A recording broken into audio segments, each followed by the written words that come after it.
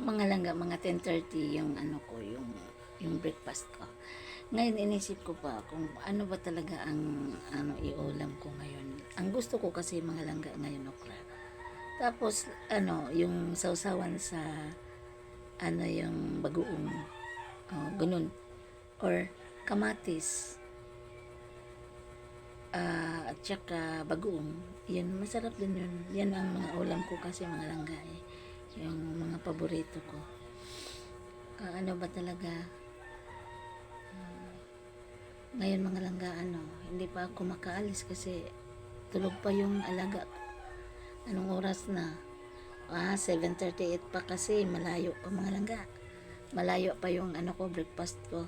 Kasi hindi pa rin naman ako nagkape, nakalimutan ko na din eh. Ngayon mga langga, mag-init na lang ako ng kape. Tapos ano, magsaing ako kasi kakain ako ng kanin ngayon.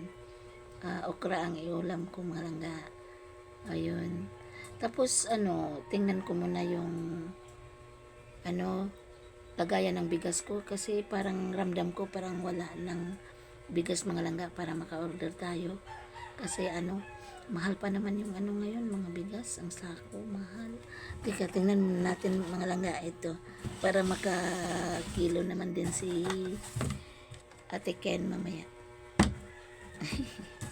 Ito mga langga, tingnan natin, wala na, parang wala na eh. Ay, kunti na lang mga langga. Kunti na lang. At saka, utusan ko na lang si Ate Kenken na magbili ng bigas mamaya. Kasi, wala nang stock. Wala nang stock. Sa ngayon kasi mga langga, hindi mo na ako lalabas sa labas. Kasi kagagaling ko lang mga langga.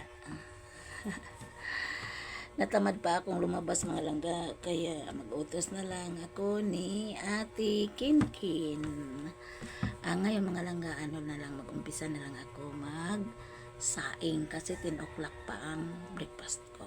Yun lang po mga langga ang ating gagawin. Salamat mga langga.